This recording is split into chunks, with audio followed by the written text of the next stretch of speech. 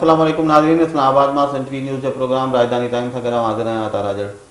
नाज़रीन, अॼु असां पंहिंजे हिन प्रोग्राम में जनरल परवेज़ मुशर्रफ ख़िलाफ़ हुकूमत पारां जेको गद्दारी आहे और जे केस जे सिलसिले में कार्रवाई शुरू कई वई आहे उन हवाले सां ॻाल्हि ॿोल कंदासूं। ॿ टे मुख़्तलिफ़ इशूज़ आहिनि जेके मीडिया में प्रेस में उथारिया पिया वञनि। उन मां सभिनी खां अहम इशू इहो आहे त जनरल मुशर्रफ ख़िलाफ़ आख़िर 3 नवंबर 2007 खां पोइ जेको ॿियो PCO उन जे बुनियाद ते कार्रवाई छो पई कई वञे। 12 अक्टूबर 99 जे बुनियाद ते आख़िर कार्रवाई करण में हर्ज कहिड़ो आहे।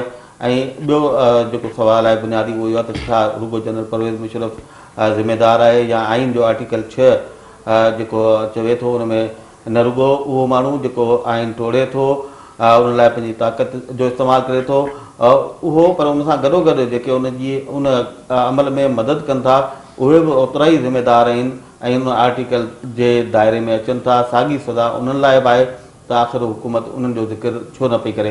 इहे ॿ बुनियादी सुवाल आहिनि, इन्हनि ते असां ॻाल्हाईंदासूं। मूंखे ज्वाइन किया है इस्लामाबाद के सीनियर सहाफ़ी अरशद भाई चौधरी साहब। चौधरी साहब, आपको मैं वेलकम कहता हूँ। नाज़रीन, असांखे इस्लामाबाद जो ॿियो सीनियर सहाफ़ी है एजाज़ अहमद साहब, वो भी थोड़ी देर में ज्वाइन कंदो ऐं असां उन सां बि ॻाल्हि ॿोल कंदासूं। पर फ़िलहाल असां शुरू कयूं था अरशद भाई चौधरी साहब सां। अरशद साहब, जो आज अपोजिशन लीडर ने भी प्रेस कॉन्फ्रेंस की है, मुख्तलिफ दूसरे लोग भी कह रहे हैं, उनका कहना ये है कि जनरल मुशर्रफ ने 2 बार आइन तोड़ा। पहली बार 12 अक्टूबर को और वो ज़्यादा संगीन नोयत का जुर्म था जब वो खुद बाहर थे मुल्क से। दूसरे जो जनरल फौजी जनरल से वो आए, उन्होंने एक मुंतखब वज़ीर आज़म को वज़ीर आज़म हाउस से अरेस्ट किया, उसको जाके बंद किया, उसके ख़िलाफ़ केस दाखिल किया। उसके बाद सारी हुकूमतें बरतरफ कर दी गई, कौमी असम्बली और इवन मुल्क की तारीख में पहली बार सेनेट ऑफ पाकिस्तान को भी बरतरफ कर दिया गया। तो जनरल मुशर्रफ के वो सारे जो गुनाह हैं वो उसका कहीं जिक्र ही नहीं हो रहा। सिर्फ 3 नवंबर 2007 के इक़दाम की बुनियाद पर हुकूमत गई है उनके ख़िलाफ़ गद्दारी का मुकदमा चलाने। आप क्या समझते हैं कि ये सही है? वो जो भी जुराइम थे 12 अक्टूबर 99 वाले वो ऐसे ही माफ़ कर देने चाहिए? अच्छा, इसमें राजेश साहब आइनी एक जो तजवीज़ पेश की जाती है कि 12 अक्टूबर 1999 से क्यों कार्रवाई शुरू नहीं हो सकती, उसमें बेसिक चीज़ ये है कि 12 अक्टूबर 1999 को जो कुछ भी हुआ उसकी आपकी पार्लियामेंट ने तौसीक कर दी और इस वजह से इसको दलील ये बना के कि जी उसकी चूँकि 12 अक्टूबर 1999 की ना सिर्फ पार्लियामेंट ने तौसीक की बल्कि उससे पहले सुप्रीम कोर्ट ऑफ पाकिस्तान ने भी तौसीक की और वही चीफ जस्टिस ऑफ पाकिस्तान जिस वक्त हैं वो उस बेंच में भी शामिल थे जिसने 12 अक्टूबर 1999 को इंडेमनीफाई किया। उसके बाद पार्लियामेंट ने भी उसकी तौसीक की।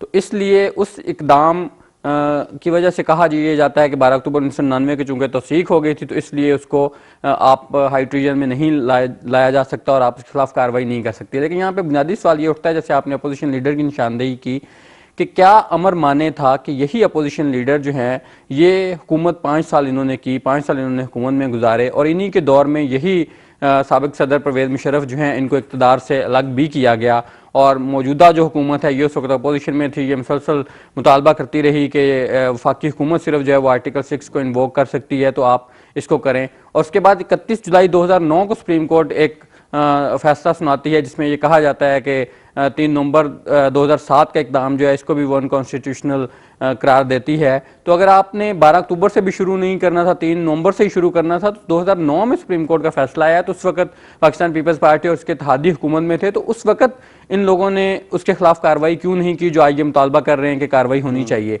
मैं ये समझता हूँ बिल्कुल एक गैर जानबदार तज्जिए के तौर पर कि ये कौम को एक बिल्कुल ऐसे ही जैसे ट्रक की बत्ती के पीछे लगा दिया जाए।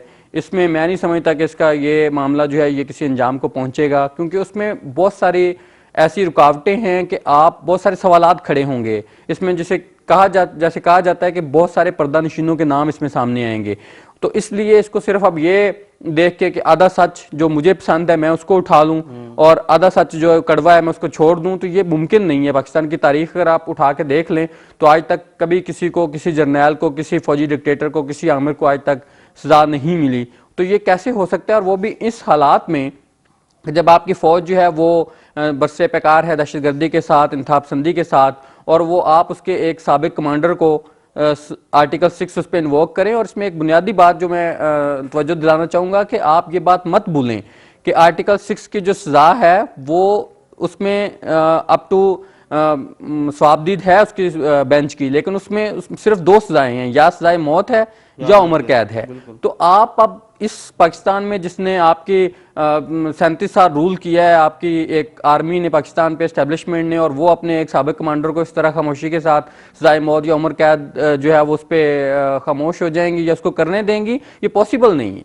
I don't think so. कैसे पॉसिबल नहीं है? अब जब मीडिया भी कह रही है और हमारे सियासतदान भी कह रहे हैं कि इस वक्त जो हमारा पाक फौज का इदारा है वो माजी के निस्बत बहुत ज़्यादा आगे आ चुका है, जमहूरियत चाहता है हमारा इदारा, और उसके साथ आर्मी चीफ के जो बयान हैं वो भी हमारे सामने हैं। तो अब आप समझते हैं कि हमारी जो अदलिया इस वक्त आला अदलिया, जो आज़ाद अदलिया हम कहते हैं, और जिस तरह की मीडिया है, इनके होते हुए कोई इस तरह का दबाव डाला जा सकता है, मुमकिन नज़र आता है आपको? राइट साहब, इसमें दबाव वाली बात नहीं, ये हकायक की बात है कि कानून अपना रास्ता ज़रूर बनाता है, लेकिन कानून अपना रास्ता वहाँ पे बनाता है जहाँ पे आप उस कानून को काउंटर करने के लिए आपके पास कोई दलील मौजूद ना हो। यहाँ पे काउंटर करने के लिए बेशुमार दलीलें मौजूद हैं। आप 3 नवंबर 2007 जिस पे ये कार्रवाई करने जा रहे हैं, सिर्फ अगर आप उसी को उठा के देख लें, उसके ऑर्डर्स को उठा के देख लें, तो उसमें बड़ा वाजे, और ये कोई कहा नहीं गया, ये इन रिटन शेप है, उसमें ये कहा गया है कि उससे पहले एमरजेंसी के नफाज से पहले उन्होंने chairman joint chief of staff committee, vice chief of army staff, और vice chief of army staff उस वक्त आज के आपके जो आर्मी चीफ है उस वक्त vice chief of army staff थे, कोर कमांडर्स आपके गवर्नर्स, वज़राए आला और तमाम जो स्टेक होल्डर्स थे, वज़ीर आज़म, उनसे उन्होंने मुशावरत की, उन्होंने उसमें मीटिंग्स की। अब अगर उस इकदाम के खिलाफ कहीं पे भी कोई आवाज़ उठ सकती थी तो किसी ने कोई उस पर इख्तलाफी नोट जैसे कहा जाता है वो दिया हो, कोई उसके एमरजेंसी के नफाज के ऐलान के बाद, उस इशू ऑर्डर करने के बाद किसी ने कोई इसके खिलाफ बात की हो, वो तो तमाम लोगों ने उसकी तायद की। इवन आपकी पार्लियामेंट ने, कौमी असम्बली ने 7 नवंबर को 3 दिन बाद उसके बाद उन्होंने कौमी असम्बली में जो आज मुतालबात कर रहे हैं, सियासी जमातें मुतालबा कर रही हैं कि होना चाहिए, किसी को मैसेज मिलना चाहिए, एक पैगाम जाना चाहिए ताकि आइंदा जमहूरियत पे शब खून ना मारा जाए। तो आप इनका अपना दामन भी तो ये देखें ना कि वही सियासी जमातें जो आज ये मुतालबात कर रही हैं, उनमें से अक्सरियत जो है वो 3 नवंबर के इक़दाम की 7 नवंबर को कौमी असम्बली में तौसीक कर रही है, एक करारदाद के जरिए उसके भरपूर सपोर्ट कर रही है, और उसमें वाज़े तौर पर वर्ड्स ये लिखे जाते हैं कि इस वक्त जो मुल्क के हालात हैं वो गैर मामूली इकदाम का तकाजा करते हैं। तो इसलिए परवेज़ मुशर्रफ ने जो इकदाम उठाया है वो बिल्कुल दुरुस्त है और हम इसकी भरपूर हमायत करते हैं। तो अब आप किस मुंह से मतलब कहेंगे कि जी 3 नवंबर के इकदाम के खिलाफ कार्रवाई होनी चाहिए? तो फिर जैसे आर्टिकल 6 का जो करारदाद अलग बात है, जिस तरह 17वीं आईनी तरमीम के जरिए 12 अक्टूबर वाले जो इकदाम थे उनकी तौसीक की गई, इस तरह तो पार्लियामेंट ने नहीं किया ना इस बार। नहीं, पार्लियामेंट ने तौसीक नहीं की, लेकिन आप उसमें ये देखें कि आर्टिकल 6 जो है उसका जुज़ बी जो है उसमें यही बात की गई है कि उसमें आइन को तोड़ने या उसको तोड़ने की इवन कोशिश करने वाले में भी जो मदद करेगा या उसकी मुआवनत करेगा वो उस पर भी सेम वही सजा है। तो ये जब आप एक करारदाद के जरिए उसको फुल आप एम्पावर्ड कर रहे हैं, आप उसको एक सपोर्ट दे रहे हैं और उसमें कह रहे हैं कि जी हम इसको भरपूर हमायत करते हैं इस इकदाम की, तो फिर आप मेरा सवाल यह है कि फिर आप भी उसी कटहरे में इन सबको भी लाना चाहिए ना। नहीं, आप बुनियादी चीज तो है कि को तो आप पिक एंड चूज के जरिए अलग नहीं कर सकते। नहीं, आप उसको आइसोलेट कैसे करेंगे? नहीं, जो सुप्रीम कोर्ट ऑफ पाकिस्तान ने जो डिसीजन दिया जिसका जिक्र आपने भी किया 2009 वाला नवंबर का, उसमें सुप्रीम कोर्ट ऑफ पाकिस्तान ने बिल्कुल वाज़े लिखा है अपने हुक्म में कि ये जनरल परवेज़ मुशर्रफ का ज़ाती अमल था, क्योंकि उसने कहा कि मैं जनरल परवेज़ मुशर्रफ इमरजेंसी नाफिज करता हूँ, नया PCO जारी कर रहा हूँ। मुशावरत तो उसने ज़रूर की बाकी तमाम जो नाम आपने लिए, लेकिन इमरजेंसी तो उसने ज़ाती तौर पे लगाई ना, और आइन को अबेंस में डाला। ऐसे ही है कि जैसे आप आज वज़ीर आज़म की तकरीर उठा के देख लें जो उन्होंने जुलाई में की है बतौर वज़ीर आज़म पाकिस्तान मियां नवाज शरीफ ने, तो उसमें जो उन्होंने ऐलानात किए हैं, आप उसके पीछे कैबिनेट पूरी का एक ब्रेनस्टॉर्मिंग होती है, उसमें डिसीजन लिए जाते हैं, मुशावरत की जाती है, सब कुछ किया जाता है। उसके बाद वज़ीर आज़म कौम से खिताब करता है, तो वज़ीर आज़म वो खुद ये कह रहा है कि मैंने ये इकदाम किए हैं, मैंने ये कौम से वादे किए थे, आज मैं ये डिलीवर कर रहा हूँ। उसमें मैं का वर्ड यूज कर रहा है वज़ीर आज़म, वो ये नहीं कह रहा कि कैबिनेट ने फैसले किए थे, तकरीर इसलिए उसका इमरजेंसी के नफाज का जो उसने ऐलान किया था वो उसने ये कहा था कि मैं परवेज मैंने इमरजेंसी नाफिज कर दी है। अब आप उस मैं को लेके आप ये नहीं कह सकते कि वो उसका नहीं अरशद, जाती- देखो अब तकरीरें करना अलग बात है, एक कानूनी डॉक्यूमेंट जो है वो एक अलग चीज़ है।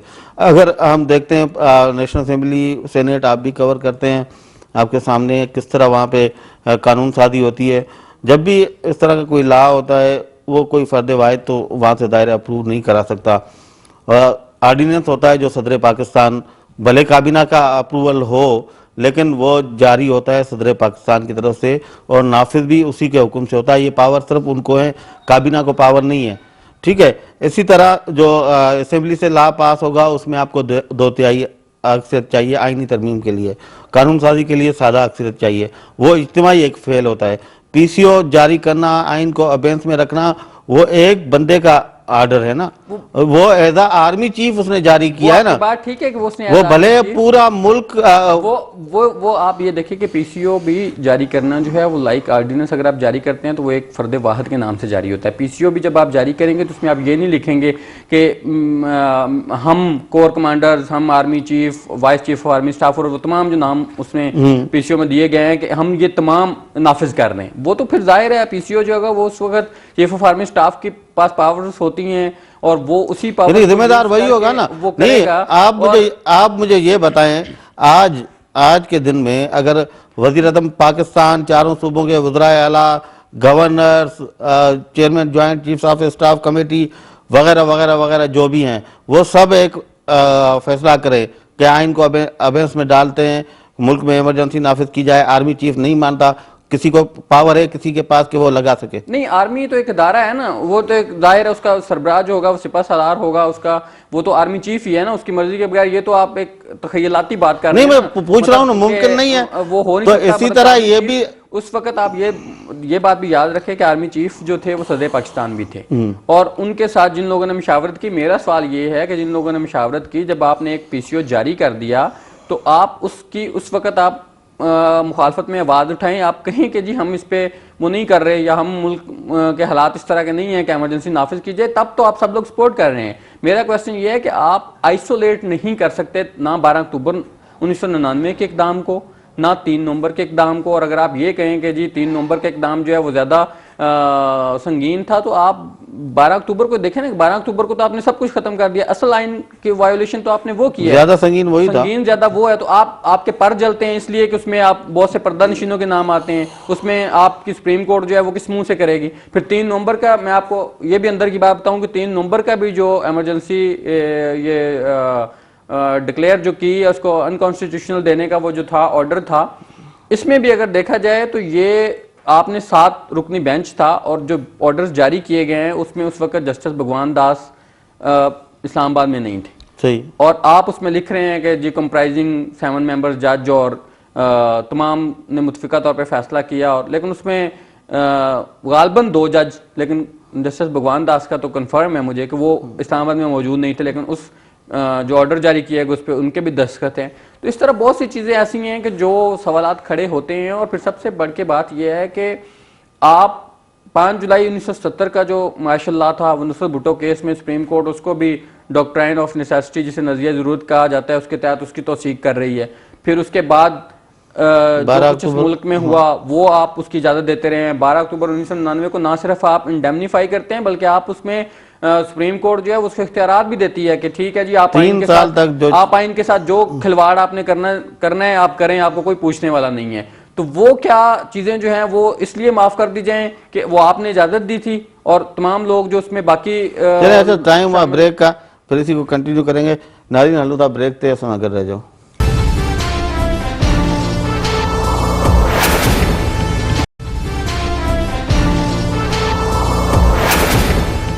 नाज़रीन प्रोग्राम में बेहद भलीकार वक्फे खां पोइ असांखे जॉइन किया है इस्लामाबाद सीनियर साफ़ी जनाब एजाज़ अहमद साहब। एजाज़ आपको वेलकम कहते हैं। मैंने और अरशद ने काफ़ी बातचीत कर ली जनरल मुशर्रफ के ख़िलाफ़ जो गद्दारी केस है, उस हवाले से जो बुनियादी चीज़ है जो आज अपोजिशन लीडर ने एक बार फिर उठाई उस पर हम डिस्कस कर रहे थे। उनका ये कहना है कि 12 अक्टूबर 1999 का वाक़या, उस वक्त जो आइन तोड़ा गया, जो वज़ीर आज़म को गिरफ़्तार किया गया, नेशनल असेंबली इवन सेनेट को भी बरतरफ कर दिया गया, वो ज़्यादा संगीन था 3 नवंबर की निस्बत। तो 12 अक्टूबर वाले इक़दामात की बुनियाद पर कार्रवाई क्यों नहीं होनी चाहिए जनरल मुशर्रफ के खिलाफ? देखिए, इसके दो पहलू हैं। एक तो सऊदी इंटरवेंशन, उसमें तो कोई अब शक व शुबा नहीं है कि सऊदीयंस जो हैं वो इस बात में इंटरेस्टेड हैं कि जनरल मुशर्रफ के ख़िलाफ़ नवाज शरीफ की हुकूमत को ऐसी कार्रवाई ना करे जिससे नवाज शरीफ के अपने सऊदीयंस के साथ ताल्लुकात ख़राब हों। उन्होंने उनको गारंटी दी हुई है जनरल मुशर्रफ को, लेकिन हुकूमत प्ले कर रही है गैलरी के साथ, जो मुझे समझ में आया है। क्योंकि जब चौधरी निसार अली ख़ान ने ये ऐलान किया कि हमने टीम को 6 हफ्ते दे दिए हैं, और फिर जब उन्होंने परसों भी ये ऐलान किया कि जी हमें लेटर मिल गया है, तो मैंने दोबारा टीम के मेंबर से चेक किया। इसमें कोई शक नहीं कि वो जो टीम के अरकान थे उन्होंने कुछ तहकीकात की हैं और उन्होंने लेटर भी लिख दिया है, लेकिन जो बुनियादी बात थी टीम की आईनी हैसियत या कानूनी हैसियत, इस वक्त उसके ऊपर भी एक सवालिया निशान है। क्योंकि जो टीम फॉर्म की गई थी, स्पेशल टीम फॉर्म की जाती है, उसके वो एक अंडर नोटिफिकेशन होती है, उसके स्पेशल टर्म्स ऑफ रेफरेंस बनते हैं।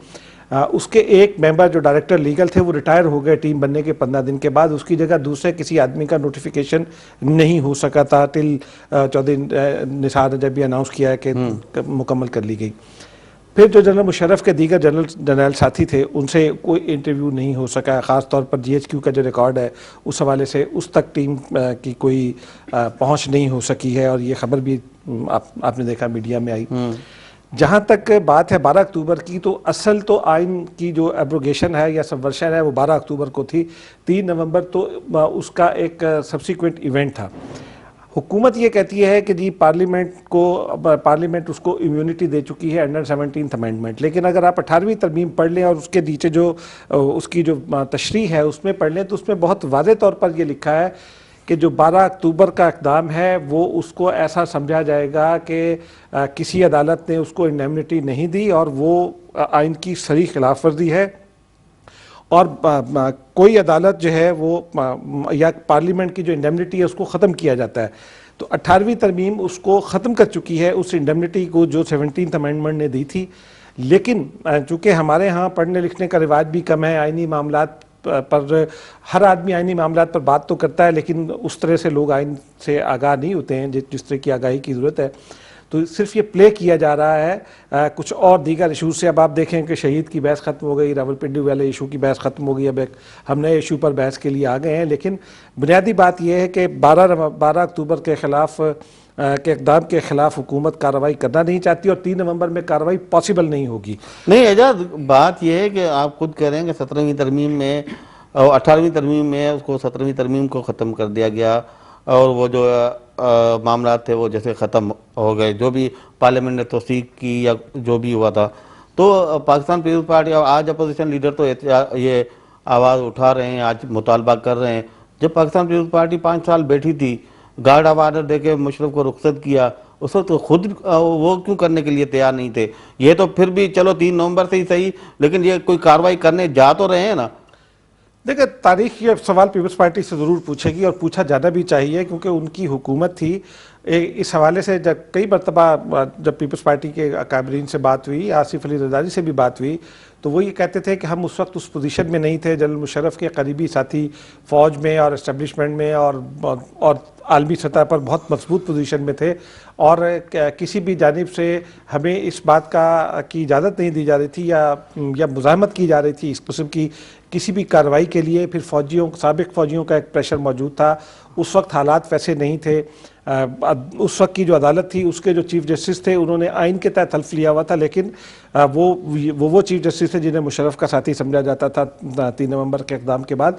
3 नवंबर के इक़दाम को ज़रा बुनियादी तौर पर थोड़ा सा तफसील से समझने की ज़रूरत है कि ये एमरजेंसी प्लस नाफिज की गई थी, और ये एमरजेंसी प्लस सदर पाकिस्तान ने नाफिज नहीं की थी। ये एमरजेंसी प्लस सदर पाकिस्तान ने अपनी पावर्स डेलीगेट कर दी आर्मी चीफ को। गो के शख्सियत एक ही थी, लेकिन ओहदे दो थे। एक ओहदे ने अपने तमाम इख्तियारात दूसरे ओहदे को डेलीगेट किया, और दूसरे ओहदे ने एमरजेंसी प्लस नाफिज की। दूसरे ओहदे को अगर आपको ट्राई करना है तो आपको आर्मी एक्ट के तहत करना पड़ेगा, और आपकी सुप्रीम कोर्ट को या और किसी भी अदालत को, इवन सुप्रीम कोर्ट को भी आर्मी एक्ट के तहत समाअत का इख्तियार नहीं है। तो ये वो बुनियादी नुक्ता है जिसके ऊपर आर्टिकल 6 में नहीं है कि यह सिर्फ सिविलियंस के लिए होगा, कि आइन अगर सिविलियन तोड़ेगा तो उसके खिलाफ आर्टिकल 6 के तहत वर्जन है ना ये तो देखिए आइन की तोड़ा है, सबवर्सन आइन जरूर में तो फिर आर्मी जो एक्ट बुनियादी नुकता है, जो बुनियादी नुकता है, जनरल मुशर्रफ ये प्ली लेंगे, जो उन्होंने उनके लोगों से जो बात भी हुई है, वो ये प्ली लेंगे कि जी बतौर सदर जो मेरी मुश्किलात थी उस पर मैंने फ़ौज की क़यादत को आगाह कर दिया और फ़ौज की क़यादत के मशवरे से फिर उस वक्त के आर्मी चीफ ने जो खुद जनरल मुशर्रफ ही थे, एक एमरजेंसी प्लस का इकदाम उठाया और उसके लिए फिर आपको इन्वोक करना पड़ेगा आपका आर्मी एक्ट। जो दूसरा बुनियादी नुकता है, हुकूमत ने सुप्रीम कोर्ट से ये कहा है कि जी वो एक बेंच बना दे। सुप्रीम कोर्ट बेंच नहीं बना सकती है, इस बात को भी चैलेंज किया जाएगा। आप अगर पिछले 2-3 केसेस जो ट्रीजन के हैं हमारे यहाँ, अगर आप उनका भी जायज़ा लें, जो ट्रीजन एक्ट 1973 है और जो ट्रीजन एक्ट 1976 है, उसके तहत ही ये रूल्स बनने थे आर्टिकल 6 के, और आर्टिकल 6 के जो रूल्स हैं, और आर्टिकल 6 खुद आर्टिकल 6 भी वाज़ेह तौर पे कहता है और उसके जो कवायद और ज़वाबित हैं उसमें भी बहुत वजाहत के साथ ये कहा गया कि हुकूमत पाकिस्तान ये काम करेगी। बिल्कुल पार्लियामेंट की मुशावरत से हुकूमत पाकिस्तान ये काम करेगी और एक सिटिंग सेशन जज जो है उसको स्पेशल कोर्ट के तौर पर मुकर्रर किया जाना है। लेकिन यहाँ हुकूमत ने अपनी जिम्मेदारी या अपने कानून से जिम्मेदारी उतार दी है, या अपनी बॉल जो है उसको खुद खेलने के बजाय उसे सुप्रीम कोर्ट के कोर्ट में फेंक दिया ताकि सुप्रीम कोर्ट ये फैसला करे और जो भी बाद में जो लड़ाई होनी है मुख्तदर हलकों के साथ, वो हुकूमत के बजाय वो मामला सुप्रीम कोर्ट पर से मुख्तदर हलके चले जाए। इख्तिलाफ के इसमें नोटिफिकेशन जो है वो डेफिनेटली वो हुकूमत पाकिस्तान की तरफ से ही जारी किया जाएगा। इसमें उन्हें सिर्फ वो जो गवर्नमेंट प्ली लेती है मुश्किलात जहाँ पे उन्हें आती हैं कि 5 जैसे हाई कोर्ट्स के जजेस हैं और 3 पे आपने बेंच बनाना है और किस कोर्ट से कौन सा जज लिया जाए, तो वो उन्होंने सिर्फ एक जिसे कहते हैं कि मामनत ली है सुप्रीम कोर्ट की, सुप्रीम कोर्ट कोई डिसीजन नहीं देखिए उसमें एक और जो हवाला चौधरी निसार साहब दे रहे हैं उस हवाले के तहत 76 का जो कानून है उसके तहत हाई कोर्ट के 3 जजेस पर मुश्तमिल खुसूसी अदालत होनी चाहिए, जबकि एजाज साहब कह रहे हैं कि नहीं, वो सिटिंग सेशन जज होना चाहिए। आपके यहाँ 2 केसेस चले हैं, फैज अहमद फैज का भी केस चला है और एक और केस अटक किले का भी चला है जिसमें काजिम रजा पर आइन तोड़ने का इल्जाम था, जो मुमताज वकील हैं। उन दोनों मामलात में जब ये आला अदालतों से कहा गया था तो जवाब यही आया था कि हुकूमत पाकिस्तान सेशन कोर्ट को मुकर्रर करेगी, एक सेशन जज को मुकर्रर करेगी। दूसरा फिर इसमें एक और एम्बिग्विटी है, आप ये मामला सुप्रीम कोर्ट को ये कहते हैं कि जी आप किसी हाई कोर्ट को रेफर कर दें, हाई कोर्ट के अंदर एक स्पेशल बेंच बन जाता, यह खुसूसी अदालत बन जाती। अब आप 3 मुख्तलिफ हाई कोर्ट्स को लेकर, 3 मुख्तलिफ हाई कोर्ट्स के जजेस को लेकर एक स्पेशल कोर्ट बनाएंगे, उसकी अपनी हैसियत चैलेंज हो जाएगी, क्योंकि वो 3 हाई कोर्ट्स के जजेस पर मुश्तमिल कमीशन तो बन सकता है कानूनी और आइनी लिहाज से। ये पहला मौका होगा कि आइन और कानून में इस बात की कोई वजाहत, जिन लोगों से हमारी बात हुई है उनकी नज़र में भी, और बड़े मुमताज़ आइनी माहिरीन हैं, उनकी नज़र में भी इस बात की गुंजाइश नहीं है कि 3 मुख्तलिफ हाई कोर्ट्स के जजेस को लेकर कोई स्पेशल कोर्ट बनाई जाए।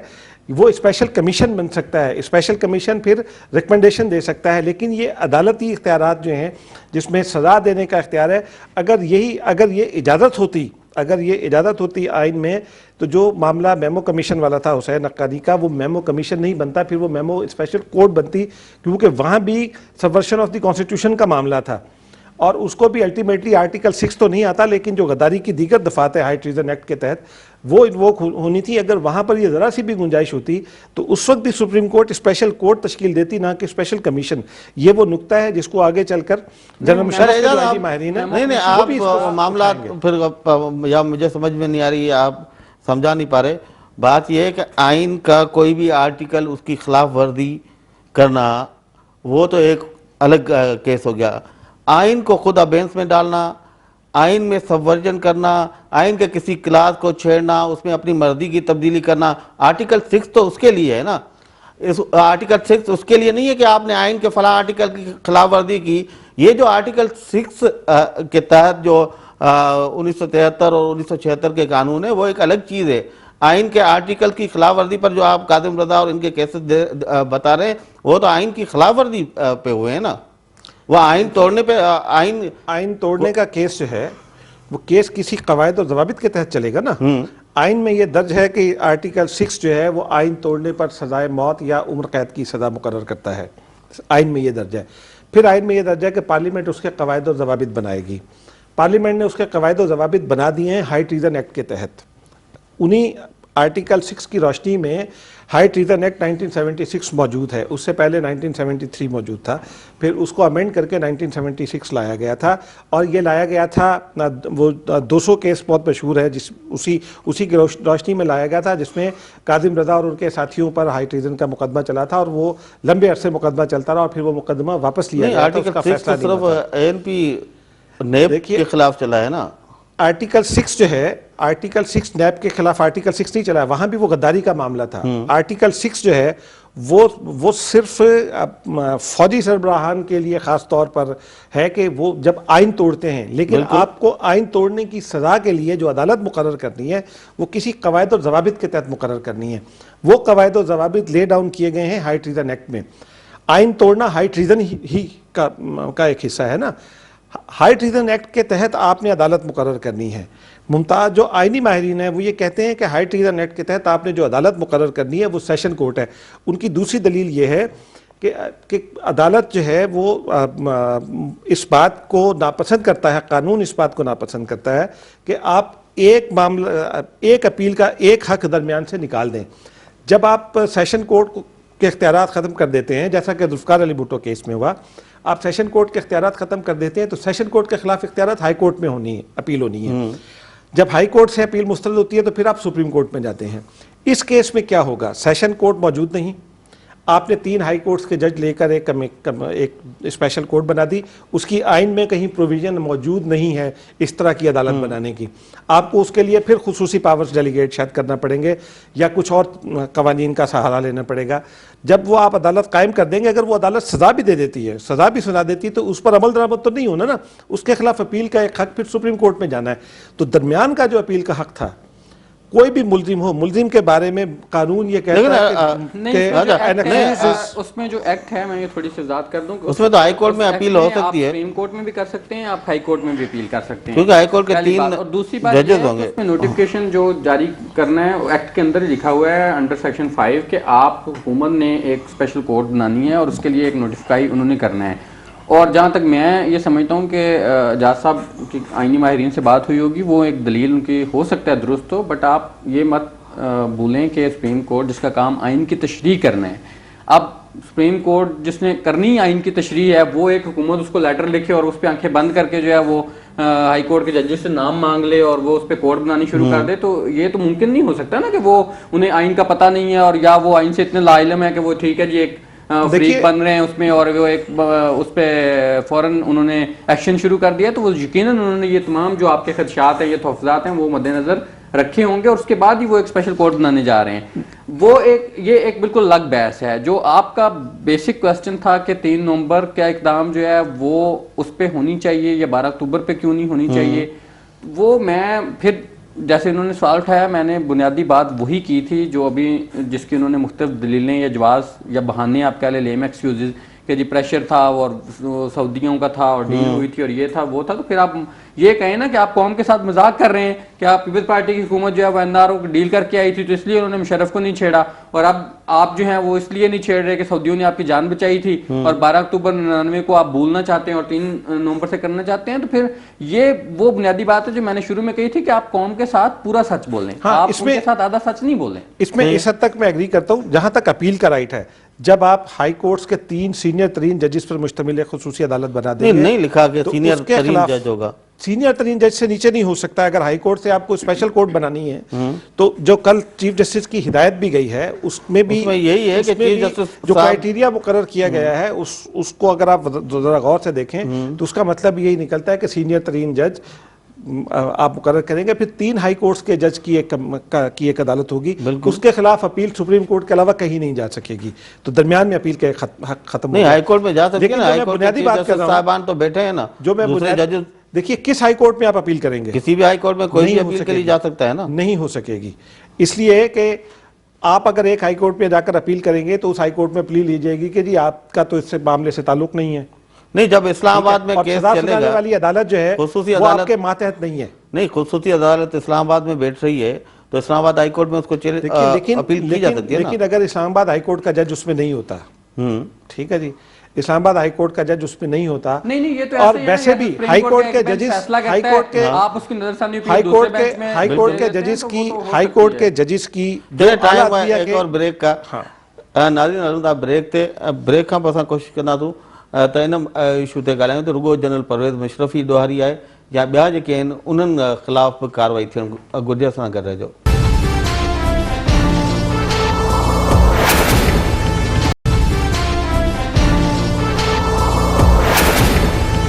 वेलकम बैक नाजरीन। अर्शद, जिस तरह अभी एजाज ने भी पहले बात की कि जनरल मुशर्रफ वो अकेले तो जिम्मेदार नहीं है 3 नवंबर के इकदाम के। ज़ाहिर आर्मी चीफ थे, लेकिन दूसरे जो उस वक्त हुकूमती ज़मा बैठे थे उनके साथ भी उन्होंने ख़ुद भी जिक्र किया आपने अपनी जो तकरीर की 3 नवंबर वाली कि मैंने किस किस से सलाह मशवरा किया।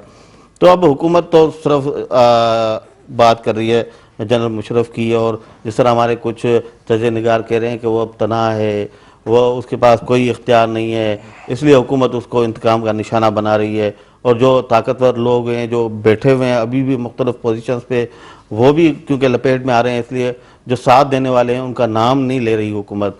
तो ये जो इक़दाम है, क्या इसको आप इस तरह नहीं देखते कि ये अगर सिर्फ जनरल मुशर्रफ को इंतकाम का निशाना बनाया जाता है तो फिर तो इंसाफ तो नहीं होगा?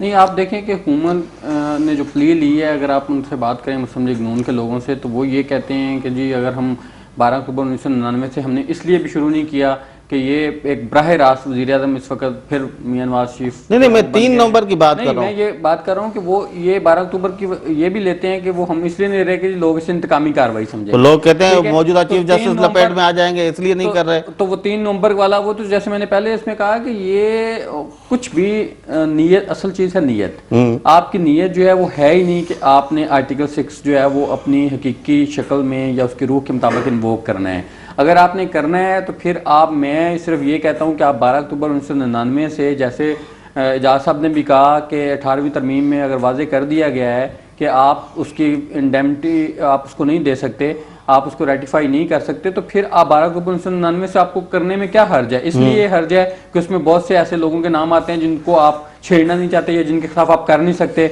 और वही बेंच, जैसे मैंने शुरू में कहा कि जिसने तौसीक की थी वही आज चीफ जस्टिस ऑफ पाकिस्तान है, वो उस बेंच में भी शामिल थे। तो आप वो गड़े मुर्दे तो आप उखाड़ना नहीं चाहते, और यहाँ पे आप सिर्फ एक बंदे को आइसोलेट करके वो करना चाहें, तो ये मैं सिर्फ ये कहता हूँ कि जब कोई भी केस शुरू होता है, आप ठीक है आप उसको शुरू कर सकते हैं, इसकी कार्रवाई आप स्पेशल कोर्ट भी बना लेंगे, आप FIA की रिपोर्ट को भी जवाब बना लेंगे कि उसने तहकीकात की है, लेकिन जब किसी भी केस की जिरा होती है या उस पर गवाहान बुलाए जाएंगे या उस पर जो है वो परवेज़ मुशर्रफ अपना दिफा करेंगे, तो फिर उसमें से जो क्वेश्चन निकलेंगे उन क्वेश्चन का तो आपको आंसर देना पड़ेगा ना कि जी हुकूमत भले बचाना चाहे, इसका एक और पहलू भी है, उसमें बहुत सारी फिर ऐसे वो चीजें खुल जाएंगी कि जो बेशक हुकूमत उस तरफ नहीं जाना चाहती लेकिन इन्हें जाना पड़ेगा, और जब उनके सवालात के जवाब आप नहीं दे सकेंगे, मैं इसलिए ये कहता हूं कि इस केस का भी हाल वही होगा जो पाकिस्तान में आज तक हमारी तारीख में होता है। मुख्तलिफ कमीशंस बने हैं, मुख्तलिफ तहकीकात हुई हैं, ये कुछ भी नहीं होगा। 22 नवंबर को फिर दोबारा समाअत हो रही है ECL में परवेज़ मुशर्रफ की, उसका नाम ECL से कोर्ट जो है वो, चूंकि उनके खिलाफ केस उस तरह केस कोई नहीं है, और जब तक ये इन्वोक नहीं होता तब तक तो वो उनका नाम निकल सकता है ECL से, और वो एक दफ़ा चले जाएंगे तो ये मामला बिल्कुल माजी का किस्सा। इसके एक पहलू भी है। जहाँ तक वो पीपल्स पार्टी वाला सवाल था, वो मैं दोबारा ये कहता हूँ कि पीपल्स पार्टी से तारीख ज़रूर पूछेगी, लेकिन ये इसी कानून इसी आइन के जो कवायद व ज़वाबित है वो ये वादे करते हैं कि आर्टिकल 6 के मुलजिम के खिलाफ मुकदमा उसकी गैर मौजूदगी में नहीं चलाया जा सकता। मुलजिम की फिजिकल प्रेजेंस जरूरी है, और उस दौर में फिजिकली जनरल मुशर्रफ यहाँ प्रेजेंट नहीं थे, एक बात तो ये। लेकिन जहाँ तक उनको गार्ड ऑफ ऑनर देके रुखसत कर दिया, जहाँ तक 3 नवंबर के इक़दाम की बात है, वो गार्ड ऑफ ऑनर पर तारीख सवाल पूछेगी पीपल्स पार्टी से, कौम लोग पूछते भी हैं, आप कह रहे हैं लोग सवाल पूछते भी हैं, प्रेजेंट नहीं दे, कैसे नहीं दे प्रेजेंट?